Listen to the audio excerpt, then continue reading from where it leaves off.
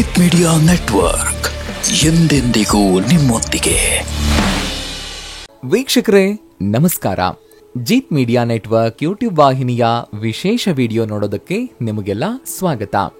ನಿಮ್ಮ ಮನೆಯ ಬಾಗಿಲ ಮೇಲೆ ಅಥವಾ ಹಿಂದೆ ಪ್ಯಾಂಟ್ ಇಲ್ಲ ಟವೆಲ್ ನೇತು ಹಾಕ್ತೀರಾ? ಹಾಗಾದ್ರೆ ತಪ್ಪದೆ ಈ ವಿಡಿಯೋನ ನೋಡಿ. ಹಾಗೇನೆ ಈ ವಿಡಿಯೋಗೆ ಈಗಲೇ ಒಂದು ಲೈಕ್ ಕೊಟ್ಟು ವಿಡಿಯೋದ ಕೆಳಗಡೆ ಓಂ ನಮೋ ನಾರಾಯಣಾಯ ಅಂತ ಕಮೆಂಟ್ ಮಾಡೋದಕ್ಕೆ ಮರಿಬೇಡಿ. ಈ ವಿಡಿಯೋನ ಸ್ಕಿಪ್ ಮಾಡದೆ ಕೊನೆ ತನಕ ನೋಡಿ. ಅಲ್ಲದೆ ವಿಡಿಯೋದ ಕೆಳಗಡೆ ಇರುವಂತಹ ಜಾಯಿನ್ ಬಟನ್ ಒತ್ತಿ, ಆಗ ನೀವು ಜೀತ್ ಮೀಡಿಯಾ ಚಾನೆಲ್ ಮೆಂಬರ್ ಆಗ್ತೀರಾ. ಅಂದ್ರೆ ನೀವು ಜೀತ್ ಮೀಡಿಯಾದಲ್ಲಿ ಮೆಂಬರ್ಗಳಿಗಿರುವಂತಹ ವಿಶೇಷ ವಿಡಿಯೋ ಹಾಗೂ ಲೈವ್ ನೋಡಬಹುದು. ಮನುಷ್ಯನಿಗೆ ಬಾಯಿ ಎಷ್ಟು ಮುಖ್ಯವೋ ಅದೇ ರೀತಿ ಮನೆಯ ಮುಖ್ಯ ಬಾಗಿಲು ಕೂಡ ಮುಖ್ಯವಾಗುತ್ತೆ.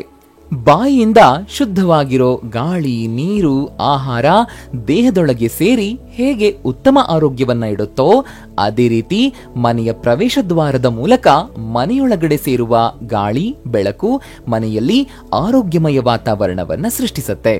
ಇದೇ ಪ್ರವೇಶ ದ್ವಾರದ ಮೂಲಕ ಪ್ರವೇಶಿಸುವ ಶಕ್ತಿ ನಮ್ಮ ಜೀವನವನ್ನೇ ಬದಲಾಯಿಸುವಷ್ಟು ಶಕ್ತಿಯನ್ನ ಹೊಂದಿರುತ್ತೆ.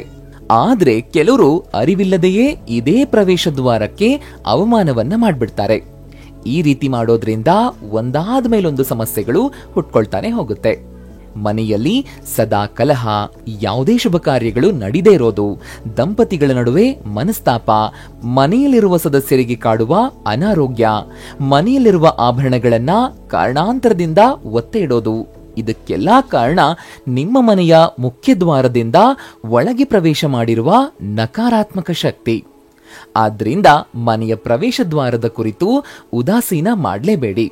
ಹಾಗೆಯೇ ಇದರ ಜೊತೆಗೆ ನೀವು ಮಾಡಬೇಕಾಗಿರೋ ಇನ್ನೂ ಕೆಲ ಮುಖ್ಯವಾದ ಕೆಲಸಗಳಿವೆ. ಇದನ್ನು ವಾಸ್ತುಶಾಸ್ತ್ರದಲ್ಲಿ ಉಲ್ಲೇಖ ಮಾಡಲಾಗಿದೆ. ಅವುಗಳನ್ನೇ ಈಗ ಒಂದೊಂದಾಗಿ ನಿಮ್ಮ ಮುಂದೆ ಇಡ್ತಾ ಹೋಗ್ತಾ ಇದ್ದೀವಿ. ಈಗ ನೀವು ಮೊಟ್ಟ ಮೊದಲನೇದಾಗಿ ಮಾಡಬೇಕಾಗಿರೋ ಕೆಲಸ, ಈ ವಿಡಿಯೋನ ಸ್ಕಿಪ್ ಮಾಡದೆ ಕೊನೆ ತನಕ ನೋಡಿ. ಒಂದು ಮನೆ ಅಂದ್ಮೇಲೆ ಅಲ್ಲಿ ಕೋಣೆ, ಕಿಟಕಿ, ಮೆಟ್ಲು, ಅಡುಗೆ ಮನೆ, ಶೌಚಾಲಯ ಇವೆಲ್ಲವೂ ಕೂಡ ಇದ್ದೇ ಇರುತ್ತೆ. ಅದೇ ರೀತಿ ಮನೆಗೆ ಮುಖ್ಯ ಬಾಗಿಲು ಹಾಗೂ ಆಯಾ ಕೋಣೆಗಳಿಗೂ ಬಾಗಿಲುಗಳಿರುತ್ತವೆ. ಇದೇ ಬಾಗಿಲುಗಳು ಕೇವಲ ಮುಚ್ಚೋದಕ್ಕೆ ಹಾಗೆ ತೆರೆಯೋದಕ್ಕೆ ಮಾತ್ರ ಉಪಯೋಗ ಆಗುತ್ತೆ ಅನ್ನೋದು ಎಲ್ಲರೂ ತಿಳ್ಕೊಂಡಿದ್ದಾರೆ. ಕೆಲವರು ಇದೇ ಬಾಗಿಲ ಮೇಲೆ ಟವೆಲ್ ಒಣಗಿಸ್ತಾರೆ, ಶರ್ಟ್ ಪ್ಯಾಂಟ್ ಅನ್ನು ಕೂಡ ನೇತು ಹಾಕ್ತಾರೆ. ಇನ್ನು ಕೆಲವರು ಚಿಕ್ಕ ಮಕ್ಕಳ ಚಡ್ಡಿನೂ ಕೂಡ ಅದ್ರ ಮೇಲೆನೆ ಒಣಗಿಸ್ತಾರೆ. ನಿಮ್ಮ ಮನೆಯಲ್ಲೂ ಹೀಗೆ ಬಾಗಿಲ ಮೇಲೆ ಬಟ್ಟೆ ಏನಾದ್ರೂ ಹಾಕೋದನ್ನ ನೋಡಿದೀರಾ? ಹಾಗಾದ್ರೆ ಈ ಮನೆಯೊಳಗೆ ಕಷ್ಟಗಳು ತಪ್ಪಿದ್ದಲ್ಲ. ಮೊದಲು ಈ ಅಭ್ಯಾಸವನ್ನ ತಪ್ಪಿಸ್ಬಿಡಿ. ಮನೆಯ ಪ್ರವೇಶ ದ್ವಾರ ಹೇಗೆ ಮುಖ್ಯವೋ ಅದೇ ರೀತಿ ಮನೆಯಲ್ಲಿರುವ ಪ್ರತಿಯೊಂದು ಕೋಣೆಯ ಬಾಗಿಲುಗಳು ಕೂಡ ಅಷ್ಟೇ ಮುಖ್ಯ. ಪ್ರತಿ ಬಾರಿ ಗೃಹ ಪ್ರವೇಶವನ್ನ ಮಾಡುವಾಗ, ಪ್ರವೇಶ ದ್ವಾರವನ್ನ ಪ್ರವೇಶಿಸುವಾಗ ಆ ಬಾಗಿಲನ್ನ ಪೂಜಿಸ್ತಾರೆ. ಕಾರಣ ಆ ಮನೆಯಲ್ಲಿ ನೆಮ್ಮದಿ, ಸುಖ, ಶಾಂತಿ ಸದಾ ಇರಲಿ, ಆ ಮನೆ ಸಂಪದ್ಭರಿತವಾಗಿರ್ಲಿ ಅಂತ. ಜೊತೆಗೆ ಆ ಮನೆಯ ಬಾಗಿಲು ಕುಲದೇವಿಯ ಪ್ರತೀಕವಾಗಿರುತ್ತೆ. ಆದ್ದರಿಂದ ಪ್ರವೇಶ ದ್ವಾರಕ್ಕೆ ಮೊದಲ ಪೂಜೆಯನ್ನ ಸಲ್ಲಿಸಲಾಗುತ್ತೆ. ಈ ವಿಷಯನೂ ನಿಮಗೆ ಗೊತ್ತಿರುತ್ತೆ. ಗೊತ್ತಿಲ್ಲದೆ ಇರೋ ವಿಚಾರ ಏನಪ್ಪಾ ಅಂತಂದ್ರೆ, ಮನೆಯಲ್ಲಿರೋ ಪ್ರತಿಯೊಂದು ಬಾಗಿಲಿಗೂ ಒಂದೊಂದು ಮಹತ್ವವಿದೆ. ಉದಾಹರಣೆಗೆ ಅಡುಗೆ ಮನೆ ಬಾಗಿಲು.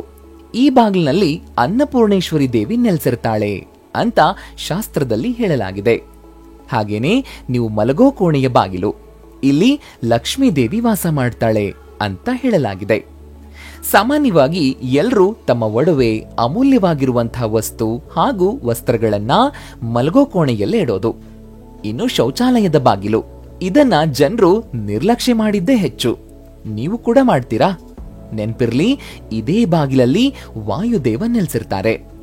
ಈಗ ನಿಮಗೂ ನಿಮ್ಮ ಮನೆಯ ಪ್ರತಿಯೊಂದು ಬಾಗಿಲಿನ ಮಹತ್ವ ಏನು ಅನ್ನೋದು ಅರ್ಥ ಆಗಿರಬೇಕು ಅಲ್ವಾ?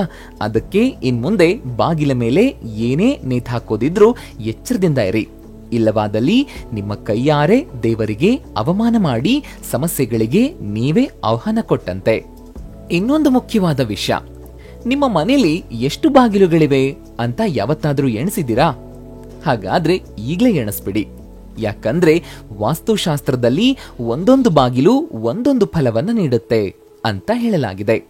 ಅಂದ್ರೆ ಒಂದು ಬಾಗಿಲು ಇದ್ರೆ ಅದು ಶುಭಕರ, ಎರಡಿದ್ರೆ ಒಳ್ಳೇದು, 3 ಬಾಗಿಲಿದ್ರೆ ಕಲಹ, ಶತ್ರುವೃದ್ಧಿ, 4 ಇದ್ದಲ್ಲಿ ದೀರ್ಘಾಯಸ್ಸು, 5 ಬಾಗಿಲು ಇದ್ದಲ್ಲಿ ರೋಗ, ಮೃತ್ಯು, ಹಾಗೆಯೇ 6 ಬಾಗಿಲಿದ್ರೆ ಪುತ್ರಪ್ರದ, ಇನ್ನು 7 ಬಾಗಿಲಿದ್ರೆ ಅದು ಮೃತ್ಯುಪ್ರದ, 8 ಬಾಗಿಲು ಚಿರಭಾಗ್ಯ, ಅದೇ ರೀತಿ 9 ಬಾಗಿಲು ದೇಹಪೀಡೆ, 10 ನಾಶ, ಚೋರಭಯ, 11 ಧನನಾಶ, 12 ವ್ಯಾಪಾರಾಭಿವೃದ್ಧಿ, 13 ಶೀಘ್ರ ಮರಣ, 14 ಸಂಪದ್ಭರಿತ, 15 ಫಲನಾಶ, 16 ಧನಲಾಭ, 17 ದಾರಿದ್ರ್ಯ, 18 ಲಕ್ಷ್ಮೀಕಾಂತ, 19 ಪೀಡೆ, 20 ಸದಾ ರೋಗ ಅಂತ ಹೇಳಲಾಗಿದೆ. ಈಗ ನಿಮ್ಮ ಮನೆಯ ಬಾಗಿಲು ಹಾಗೂ ಅದಕ್ಕಿರುವ ಅರ್ಥ ಏನು ಅಂತ ತಿಳ್ಕೊಂಡ್ಬಿಡಿ. ಇದರ ಜೊತೆಗೆ ನೀವು ಪಾಲಿಸಲೇಬೇಕಾಗಿರೋ ಇನ್ನೂ ಕೆಲ ಮುಖ್ಯವಾದ ಕೆಲಸಗಳಿವೆ.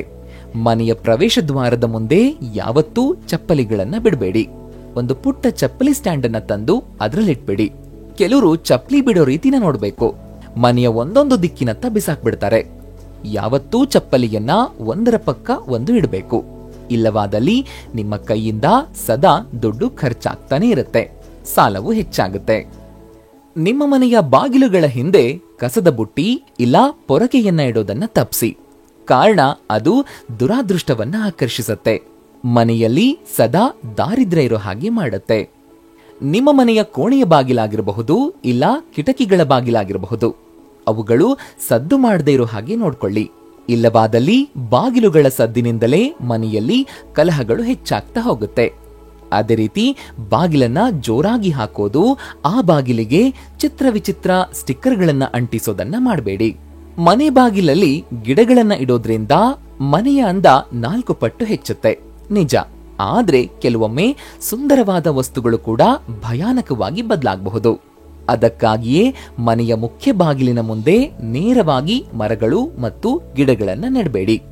ಅವುಗಳನ್ನ ಬಾಗಿಲಿನ ಮೂಲೆಯಲ್ಲಿ ನೆಡೋದು ಒಳ್ಳೆಯದು. ಆದ್ರೆ ಮುಳ್ಳುಗಳಿಂದ ತುಂಬಿದ ಮರಗಳು ಮತ್ತು ಮನಿ ಪ್ಲಾಂಟ್ ಅನ್ನ ಮನೆಯ ಹೊರಗಡೆ ನೆಡಬಾರದು. ಹೀಗೆ ಮಾಡೋದ್ರಿಂದ ಲಕ್ಷ್ಮಿ ಮನೆಯಿಂದ ದೂರ ಹೋಗ್ತಾಳೆ ಮತ್ತು ಕುಟುಂಬ ಆರ್ಥಿಕವಾಗಿ ದುರ್ಬಲವಾಗುತ್ತೆ. ಎಲ್ಲ ಕಾರಣಗಳಿಂದಾಗಿ ಮನೆಯ ಬಾಗಿಲುಗಳನ್ನ ಯಾವತ್ತೂ ನಿರ್ಲಕ್ಷ್ಯ ಮಾಡಬೇಡಿ.